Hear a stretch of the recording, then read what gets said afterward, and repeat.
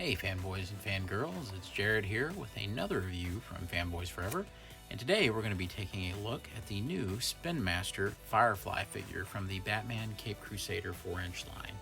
So without further ado, let's get right into it. So first off, before we talk about the figure itself, we'll just show you how this works. You get the standard Spin Master packaging, you open it up, there are 3 little accessory boxes, and they vary quite a bit from release to release. And you also get a cool trading card that you can punch out. And this has Robin with the hood fighting Firefly. Looks really cool. For this release of Firefly that I got this gauntlet launcher, this flamethrower, and I got this color of helmet for Batman. We'll talk more about those later in accessories. So when it comes to Firefly, there's no denying that this is probably one of the more obscure characters that Spin Master has chosen to do. But I like that. I really like that in the space of a month, I've been able to go to Walmart and I've been able to buy, say, Killer Moth. And then a couple of weeks later, I turn around and there's a new Firefly figure on the pegs. I think that is pretty cool.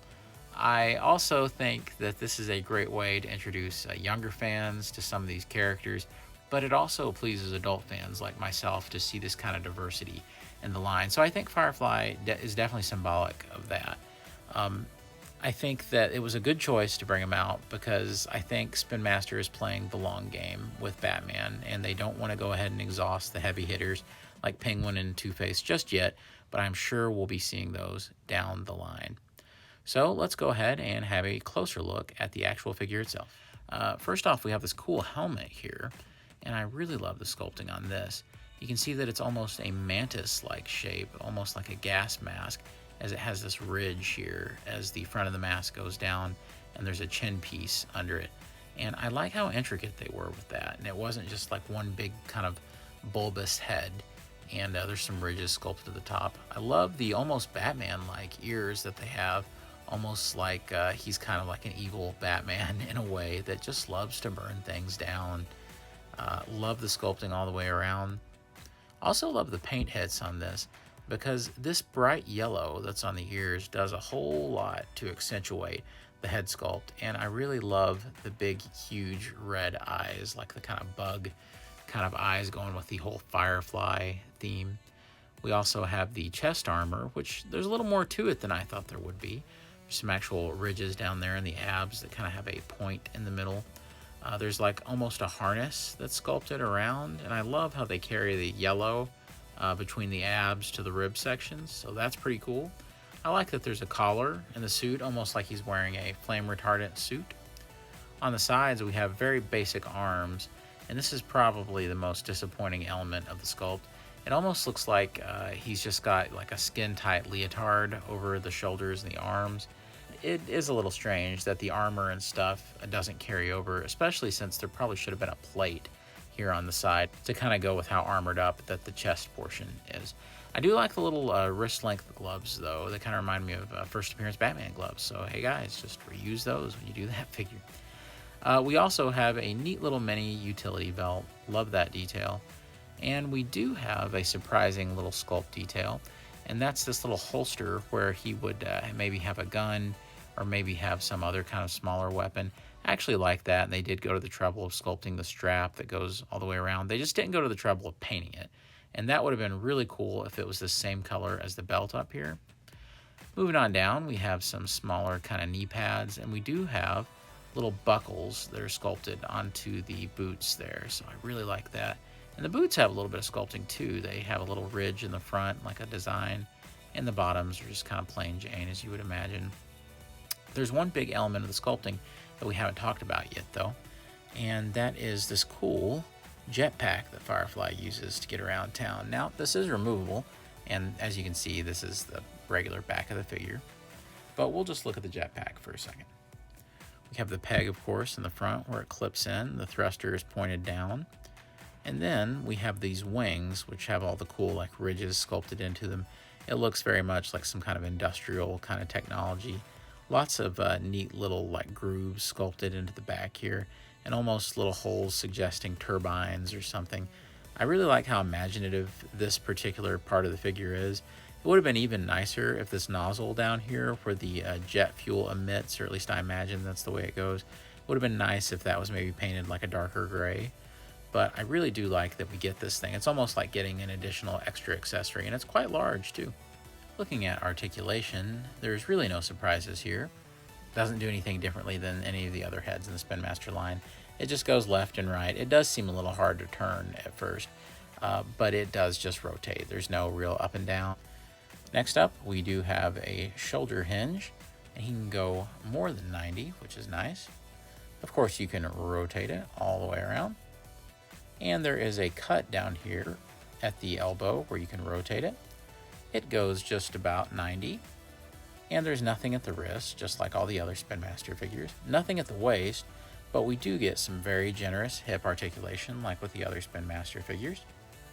And we can have him do a kick that goes really far up, actually a little bit farther up than some of the others that I've seen. And we do have some cuts here at the upper thigh that can rotate it all the way around, even with this little holster on the side.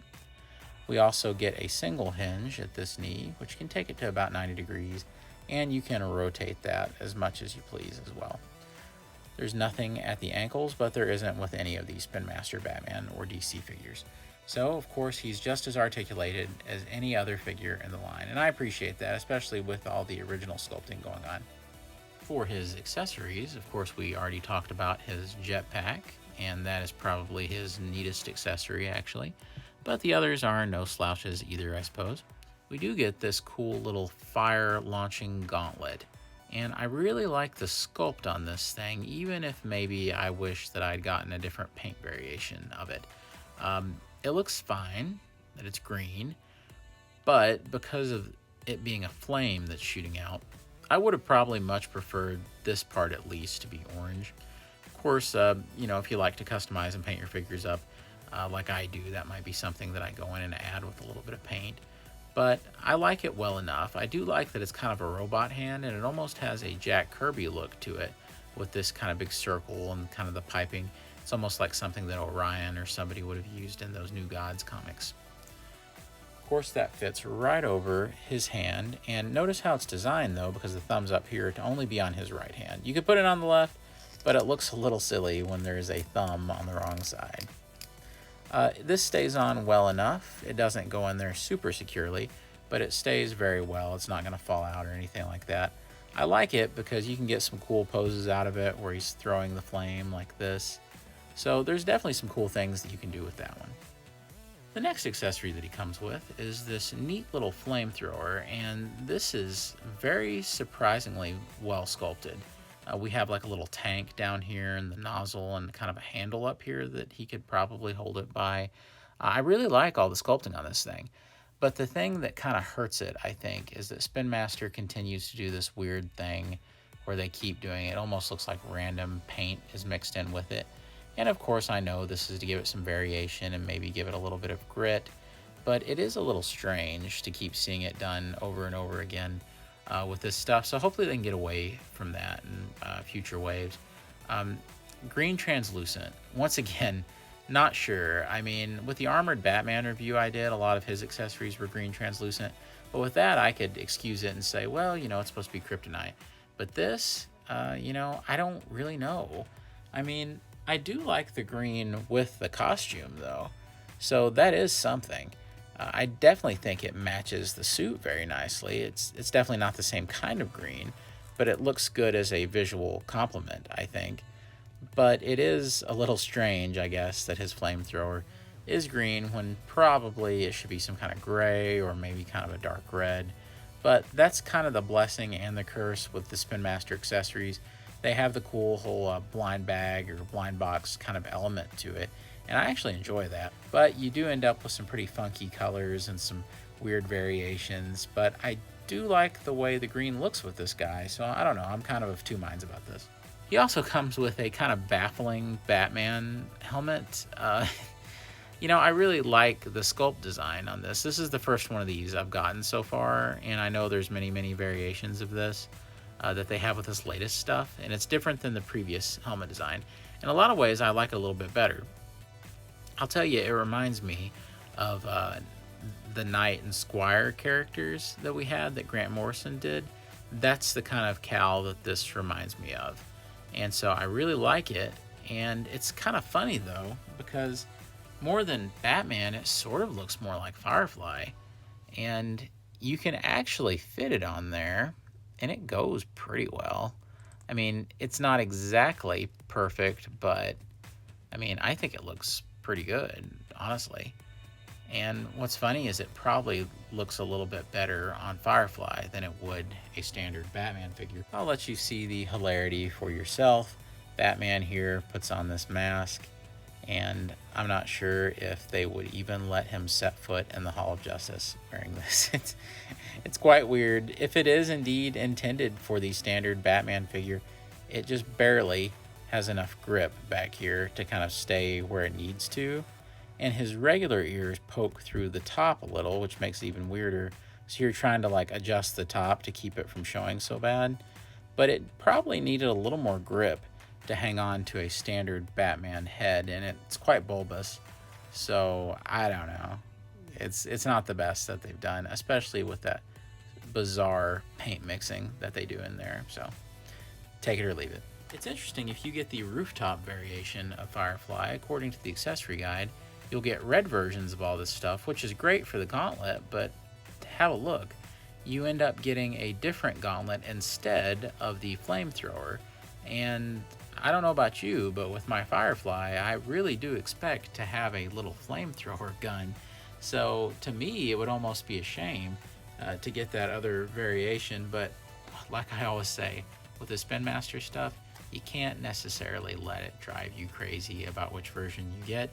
But keep in mind, this is the version you'll want, the Sewer Showdown version. It's going to have that graphic on the inside if you want to actually get the flamethrower. So what are my final thoughts on Firefly? Well, Firefly may not be the most exciting villain choice that they've had in the line so far. You know, he is a little more obscure, but I've always liked the character, and I think that this is a pretty creative visual interpretation for the character. I really like what Spin Master did, and I think that kids will really get a kick out of it too.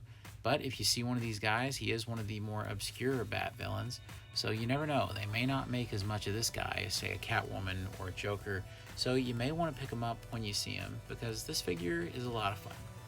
Anyway, guys, that'll do it for me. And remember, we'd love to have you subscribe to the channel so that you can catch all of our other great Spin Master Batman reviews. And I can't wait for you to check out some of our other videos. So, until next time, my friends, God bless, be safe out there, and remember, I'll see you on Fanboys Forever.